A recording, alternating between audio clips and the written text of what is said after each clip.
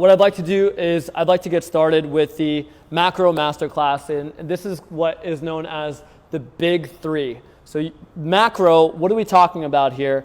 Macro, who, macro, what does this mean, right? I'm a big believer in simplifying things. In fact, one of the members, not my words, his words, one of the members in the Fit Body program once said and compared my program to Pablo Picasso's paintings. He said, Urslan, you have such a mastery of what you do that you're able to do these simple line drawings and I'm able to grasp everything you're saying. Yet, at the same time, you have the capacity to paint these amazing paintings at the same time. But you communicate in this way. And so his words, not mine. So what are we talking about here when we're talking about macro, right? Because again, I like to take all of the jargon out of this. Macronutrient is exactly what it sounds like. It's a nutrient that your body needs at a macro level, at a high level. Protein, carbs, fats, right?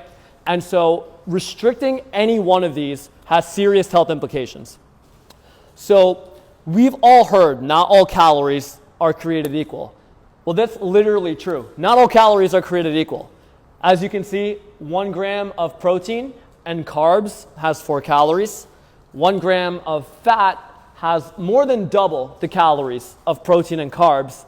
And then alcohol actually has its own calories, 7 grams, which we'll talk a little bit more about later on, the benefits, the pros and cons of alcohol and what the budget should be for that on a monthly basis for both men and for women as well. So with that said, let's start talking with protein. So I like to think of protein like a car. In fact, I love this analogy of a car. I think it's very relevant. I think it's also very recent because I just started driving. So, which by the way, I'm proud to say I put 4,500 miles on my car in the last 4 months that I got it. And I thought that was a lot until somebody told me, yeah, Urslan, that's about the average of what you drive. But I guess it's anything above 0 feels like a lot. So let's talk about protein. When we think about a car, the analogy I like to use is the physical components of a car is what protein is like in our body. It's the interior physical components of a car. It's the exterior physical components of a car. It's the building block of the car. And very much in the same way, protein in our body serves as that building block where it's responsible for our bones, our muscle, our teeth, our hair, all our physical components, internally and externally. So there's a lot of roles that protein plays in our body that we're going to also talk about today. So a little bit of a science-y approach to talking about protein is talking about amino acids, right? There's even a supplement, aminos, that Oleg has become very fond of taking. And so amino acids are the building blocks of what protein is about. And all we need to know about amino acids is that there are essential amino acids and then there are non-essential amino acids. Just like there's omega-3 essential fatty acids, and then there's non-essential fatty acids. And all that means is that our bodies have the ability and capacity to produce these on its own, the non-essential. Whereas the essential amino acids, the essential fatty acids, we need to actually go out and find them in our foods. So this is why it's important to have meat, important to have yogurt. It's important to have these protein sources. It could even be beans, tofu, whatever the case may be. And because these are going to provide us with our essential amino acids, we absolutely need to make sure we are building, right? And as we get closer to that 40-year range, Danny's laughing because one time I was making a live video. You guys know I do these like live videos from time to time. And I was talking, and Danny showed up on the live, and one of my friends, Anthony, was there as well. And I'm like, Anthony, you know, Danny really inspires me because, man, there's a lot of people I talk to, and like they're not coachable anymore. But man, Danny's coachable. I wish that for myself. When I get old like Danny, I wish I'll be that coachable. 40's not old.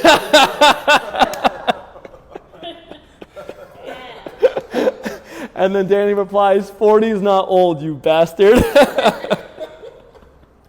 So having said that, this is more so important as we get to that next decade and chapter of our life where we are naturally breaking down more muscle than we're maintaining even, right? So it's important to make sure we're getting in enough protein, which we'll talk more about as well. Now, fun fact, did you know that, again, just like not all calories are created equal, not all protein sources are created equal either. There is a difference between plant-based protein and animal-based protein, where if you have 100 grams of an animal-based product, maybe you'll digest. So what that looks like is 2 chicken breasts, right? If you have 2 chicken breasts, your body's going to absorb absolutely everything out of that, virtually all of it. Whereas if you have the equivalent in tofu, at most, at best, you're going to absorb 60%. So you need much more protein when, and it is possible, by the way, but when you're having plant-based options, you need almost double to get the same amount that you would get as if you were to eat an animal-based product, if that makes sense. Getting back to why is it important to eat enough protein, especially when we're in a fat loss phase? And I think that's an important distinction to make because a lot of people often say that fat loss is a lifestyle, and it's not. Fat loss is a phase, and it's not something that you're meant to stay in forever, right? And we'll talk a little bit more about that as well. So why is it important to have enough protein when you're in a fat loss phase? The reason why is because when we're in a fat loss phase, you're not only prone to losing body fat, but much more likely, you're prone to also losing muscle. And when you lose muscle, this is where your metabolism slows down. So metabolism is a very nebulous term. It can be taken to mean anything. You can say metabolism and you can use it in a varying degrees of context. And so the way I'd like to define metabolism is simply the amount of calories your body burns just to sustain normal and natural function, just to keep the lights on, right? So the more muscle you have, the greater your metabolism is, and the higher the amount of calories you burn is also. So it's going to make it easier for not only to lose body fat, but then keep it off, more importantly, as well. So one of the reasons why protein is so important is because it's going to help with building and maintaining muscle. Now, what is adequate protein? How much do I need versus how much does Nala, the dog my sister is holding in her lap, need versus Danny, the 40-year-old man? No, I'm just kidding. So, what is an adequate protein amount that each one of us needs? And the answer is it depends. The more muscle you have on your body, again, the higher your metabolism is, the more calories you're going to burn. And so everybody is different. The true answer is we all need at least 1 gram of protein per pound of muscle.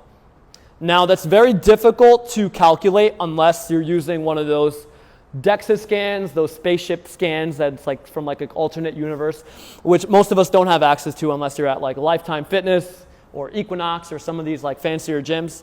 So the safest bet that we have when assessing how much protein do we really need is about 0.7 to 1 gram of protein per pound of body weight.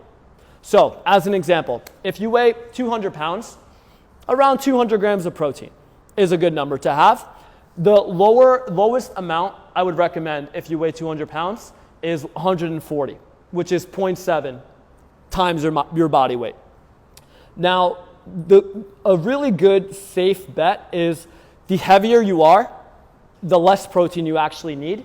Because again, you just need enough protein to cover your basis with the amount of muscle that's in your body. Does that make sense, everybody? Yep. So with that said, you just need enough protein to cover the basis of what's in your body. Having said that, when you are heavier, you actually have more body fat than you have muscle. So somebody that is, as an example, 275 pounds, they might only need 180 grams of protein because a lot of their weight is coming from body fat. Whereas somebody that is more like myself, you're in that 160 pound range, I actually might need more protein than the average person because my body is more prone to losing muscle. I don't have as much room. I don't have that margin of body fat to play with. So I need more protein to solidify that I'm covering my basis so I won't lose body fat. So I can even go as high as 1.2 multiplied by my body weight. So I can have 180 grams of protein even though I weigh 160, 165. Right? Now, again, the goal here is fat reduction, not weight reduction. Right? So earlier I heard, Christina, you were saying numbers don't lie. And in many contexts, that is true. Numbers don't lie, especially in business, right? However, when we look at the scale, there's a lot going on there. It's not just as Dylan will tell you, it's not just a number there. You have muscle, you have fat, you have water weight, you have bones, you have food that you've eaten, bowel movements or the lack thereof. So all of these different things are happening on the scale. And so again, the goal is fat reduction, not weight reduction per se.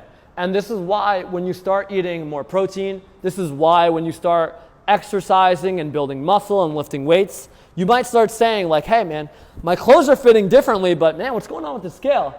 The scale is not budging. And this is where it's important to recognize that that is normal and that's the sequence that things are supposed to happen inside of. You're going to feel it first before you see it on the scale. So all of this to say, it's not a bad thing when you don't see that scale go down every single week, week after week.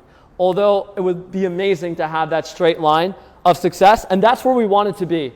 But it sometimes is like driving. It's like, yes, I'm going to Walmart, but I might be swerving a little bit on the road, but I'll get to my destination. It's not necessarily going to be in a straight line. So the next thing we're going to talk about is the thermic effect of food. So this is exactly what it sounds like. Thermic, like think about when you're wearing thermal wear, when it gets really cold, which I'm so upset I'm not going to be able to experience that in Florida. So yeah, you know, the winter and the snow, I'm sad to say that I won't be experiencing that this year, guys. But the thermal wear, when you think of thermal, right, heat, that's exactly what we're talking about here. Your body heats up when it's breaking down certain foods. And protein has the highest thermic effect than any other food group. And this is another reason why it's so important to have protein is because let's say person A is eating 2,000 calories and person B is eating 2,000 calories. But person A is only having 100 grams of protein, whereas person B is having 200 grams of protein. If everything else was equated, person A, same exact exercise, their same exact lifestyle, the only difference would be the protein that they're eating. Person B would lose significantly more weight than person A, even though they're eating the same amount of calories, because as a result of eating more protein, they're in a greater deficit.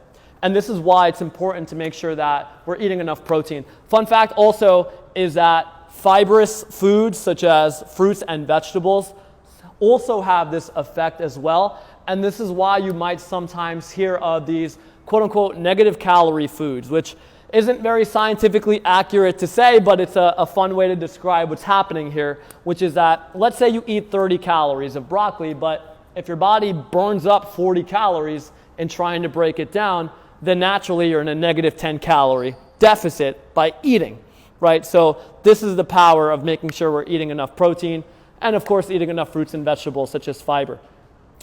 So again, how much protein do we need to have per day? I answered this earlier saying 0.7 to 1 grams of protein per pound of body weight. And then I also shared the reasoning behind why that is, along with the fact that the bulkier you are, less protein you need, and the leaner you are, the more protein you need, which is great news for somebody that might be 300 pounds.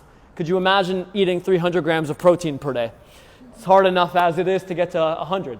So next, what I'd like to do is I would actually like to cover the dangers of eating too much protein. Now, some of you guys might be concerned, Urslan, what about my kidney?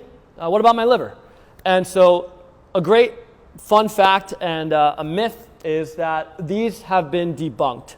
In fact, one thing that I will share with you guys here in a bit about just your blood markers in general, from cholesterol to glucose to A1C, is that all of these things can be improved independent of food. In fact, the number one thing that contributes to these things being improved is having less body fat, having more muscle, which we'll talk a little bit more about as well. Just to recap a little bit of the benefits here of protein. It's going to help with reducing risk of all-cause mortality. So we're talking heart disease, we're talking diabetes, we're talking high blood pressure, cholesterol, and it also has a positive effect on insulin as well. So typically we want to make sure that our blood sugar is staying within a healthy range, making sure that we're eating the right foods, enough protein, and of course exercising with weights and also doing fast hit training, which I'm a big fan of as well, is going to help with that. So before we move on to fats, I'd love to answer any questions that you guys have on protein and hear from you, anything that I can clarify. Please, Oleg, after you. Can we go back to the chart that showed the thermodynamics? Yes. The question is, are you suggesting that protein, thermal meaning heats up, right? Yes. Protein has a higher propensity to heat up and therefore we burn more? Because it doesn't really, I don't know what EAT, TEF, I don't know what the rest of it means. Fair enough. Maybe you could talk about which foods are where on that scale. Yeah, okay, that's actually a really good point. And thank you for bringing this up. So one thing you guys will see here is that it says REE and then NREE. So how many calories we eat per day, how much we consume is made up of the foods we're eating, right? So let's say we're eating 2,000 calories. That's what makes up our intake. In order to lose body fat, we need to burn more calories than we're intaking. So what makes up how many calories you burn? Let's say you burn 2,500 per day, you're eating 2,000, you're in a negative 500 deficit. Everything you see here is made up of what we're burning per day. So resting energy expenditure, which is REE, is out of our direct control. This is our base metabolism. This is what I was talking about earlier. The amount of calories our body burns just to keep the lights on. For most men, the average is 1,600, is what you need just to function properly, right? So that makes up around 55% of your daily caloric burn per day. Now, the top part is your non-resting energy expenditure. And another way to look at that is your active energy expenditure, right? So this is what's in our direct control. NEAT is non-exercise activity, non-purposeful movement, like me waving my hands around right now, which a lot of Indian people do. We talk with our hands. Italians do it as well. So this makes up 20% of our daily expenditure for the day. And this is why I get on you guys about your 10,000 steps. Natalie, I'm looking at you. It's because this is also made up of walking. Walking is technically not exercise. It's known as non-purposeful movement. You know, Danny and I have our weekly ritual. We've been going on our walks every Wednesday night, which I find a lot of fun. And so you burn double the calories doing NEAT, non-exercise activity, than you do EAT, which is exercise activity. You burn double the calories walking as any other form of exercise. Now, the next rung up is the thermic effect of food, which is the amount of calories your body burns in breaking down food, which makes up 15% of your total expenditure for the day. And then the final 10% is made up of exercise. Over the course of a day, don't believe your Apple Watches, only 10% of your calorie burn is coming from exercise. So those watches telling you you're burning 1,000 calories, no. At most, you're burning 200 to 300 calories per day coming from exercise. Maybe somebody that's like really putting in a lot more work, maybe they're burning up to double, but you're not burning much more than that. So if that's the case, then why exercise? What's the point? The reason why is because when you build muscle by eating enough protein, by exercising, you increase your base metabolism. So now instead of burning 1,600 calories, you might burn 1,800 calories. So again, how many calories you burn per day is made up of everything you see here. 55%, just your base metabolism. 20% is that non-purposeful movement. 15% is made up of what you're eating and your body burning calories to break that down. And then the last 10% is exercise. Answer your question? You got it, my man. Please, please, please. So in your experience, what is the highest BMR you've ever heard of? So, you know, the most muscle that we've probably seen on a human is like bodybuilders, Arnold Schwarzenegger, Yes. whatever. So with that level of muscle, what might that BMR be? What might their, can you repeat that? Their BMR-B. BMRB. That's a great question.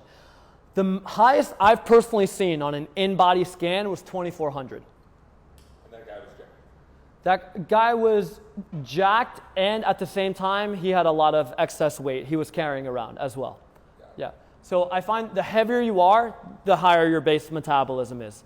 But also because you have more Yes. under that fat. Yes. That's typically how it goes. Like, I remember I was doing an in-body scan with a member when I was a personal trainer at Equinox, and this guy had like 200 pounds of muscle on his body, something like 180 to 200. That's crazy, right? Like right now, me sitting here, at most I have 140, right? This guy had like 40 more pounds of muscle. So he had this amazing physique, except it was hidden under all of this body fat. He had like 50 more pounds of body fat on his body than I did. So he was 70 pounds pretty much of body fat, 50 pounds overweight. And so by getting rid of that body fat, you'll reveal this amazing physique. That healthy guy is already there, right? Which is what I was going to talk about when becoming the healthiest version of yourself. It's like the gray clouds, especially in New York, right? The blue sky is always there, just gets covered by these gray clouds. But once you get rid of that excess belly fat, those hidden abs, those physique muscles, everything reveals itself. So to answer your question, personally, that's the highest I've seen is 2,400. I'm sure there are people with much higher base metabolisms. Understand, that is not what the guy is burning every day. That's just base metabolism. The guy is probably burning 4,000 calories a day, which means he needs to maintain at his weight 4,000 calories a day. There are some people like that, which is a blessing and a curse. So I think I've shared with many of you guys, my like maintenance calories is around 3,200, which is kind of pretty crazy. And Danny, I think has a remark. He says he hates the way I eat because my meals consist of lox, bagels, cream cheese. Yes. Mac, I saw you had a question as well. Please. Just go back to protein. Is there a hierarchy of protein on two levels? So Yes. with animal protein, is lean beef better than or not better than turkey or chicken or pork? I guess those would be the four that I consume most. Yes. And then juxtapose that to legumes and beans and things like that, and then plants themselves, Yes. as well as grains. Like I guess quinoa is fairly high in protein, relatively. That's a really good question. One thing I'm really happy you brought up was the hierarchy of proteins, because that's something we didn't cover, and it's very important. So is it better to have one source of protein over another? I would say it's not better. It's not necessarily better. It's just different. And here's what I mean by that is it just depends on what your personal calorie and macro goals are. So as an example, let's say I'm having somebody eat 2,000 calories and 200 grams of protein. As long as you're hitting 2,000 calories and 200 grams of protein, you're good. The challenge is when you have that budget and you're eating fattier cuts of meat, understand fats have double the calories of per gram than protein. So when you have, earlier I was showing how not all calories are created equal. So 1 gram of protein has 4 calories, whereas 1 gram of fat has 9 calories.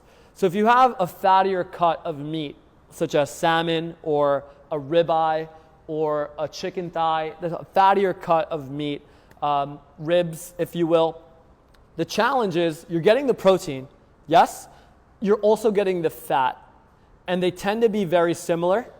And so you might get 25 grams of protein with 10 grams of fat.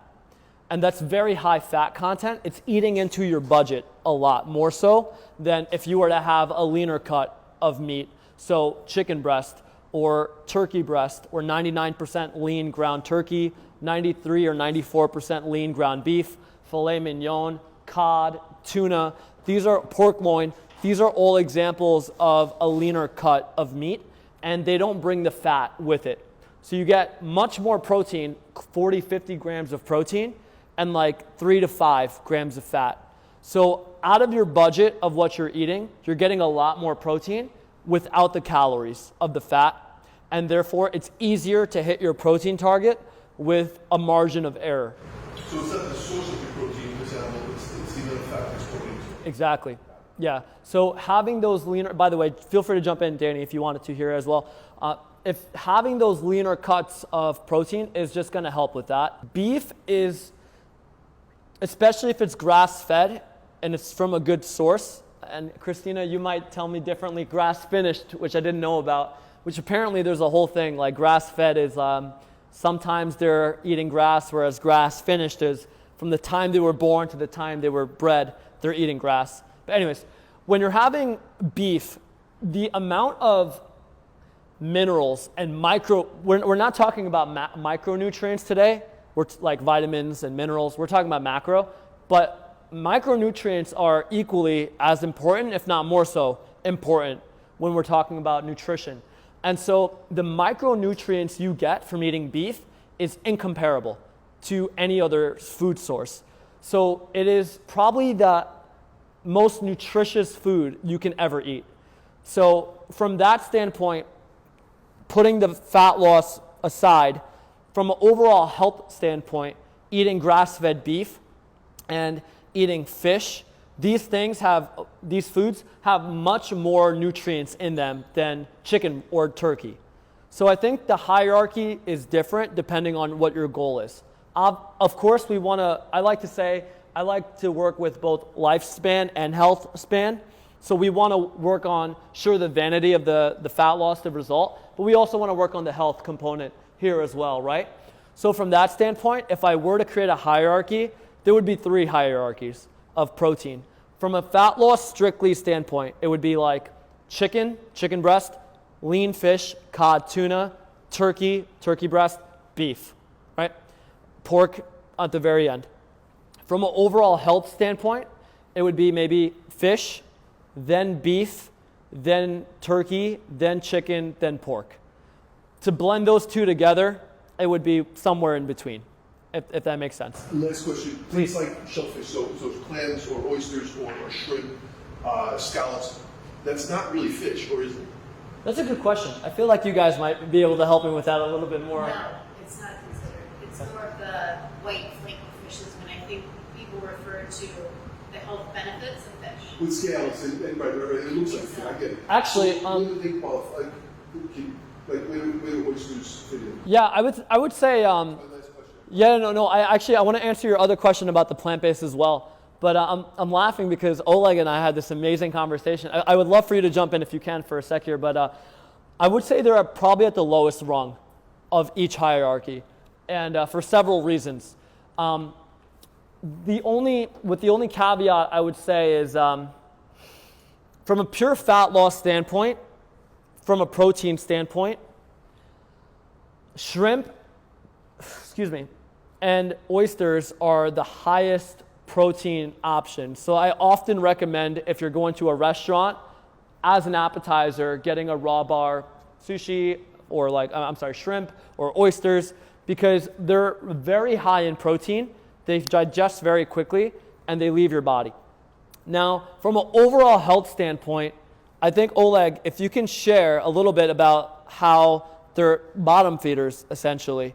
If you want to, just a little bit on that, if you want to, or I can kind of. I think with everything, moderation is key, right? So if you have a lot of even turkey breast, that's not going to be great for you. But all of the things that you mentioned reside at the very bottom of the ocean, right? Where it's really, really dark and not a lot of nutrients are going on. But everyone that's on top, and could be kilometers and miles of other fish, right? They're all excreting. So all of that garbage is essentially slowly falling to the bottom, where all these, that's why we call them bottom feeders, they feed on the bottom. But what's left on the bottom is literally the poop, the garbage of all the other fish that you just spoke about. So from a health standpoint, when the majority of that oyster or majority of that lobster happens to be comprised of the excretion of other fish, can't be healthy for you. That's the other consideration, right? Like we become what we eat. You know, maybe there's not too much scientific literature to support this, but I believe, and I could be wrong, my opinion more than anything, I believe there's a difference between eating a grass-fed, grass-finished beef versus eating something that was factory-raised, factory-farmed. So again, that's the opinion I have. Please. And I think that reminds me of a story with like Tony Robbins. Tony Robbins actually, he almost poisoned himself because he was eating so much fish, tuna. He was having so much salmon, so much tuna on a regular basis. And maybe not having that same portion of beef in his diet, and his levels were like through the roof, literally where he went for a blood test, and the doctor called him and said, dude, I don't know how you're alive right now, and we need to make some changes.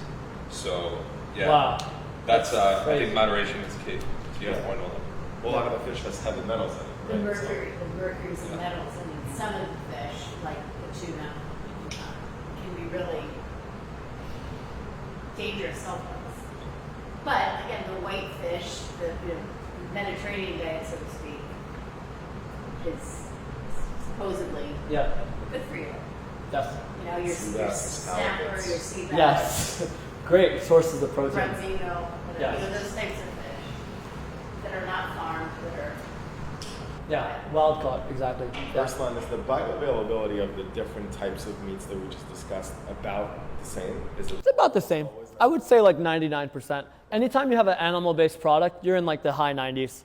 You can't go wrong with animal-based product. And that brings me to my next point, answering the question about plant-based options such as quinoa and like peas and spinach and other plant-based sources, tofu.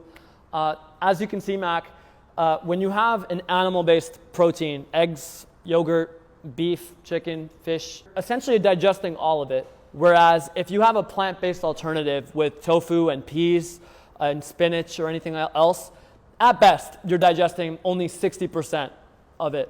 So in that sense, it is optimal to have double the portion of a vegetarian meal to get the same amount of protein as you would from an animal-based product. And I'll do a quick caveat as we're talking about food quality here. I would also recommend just Beyond Meat, Impossible Meat, probably not the best things to have in your body as well.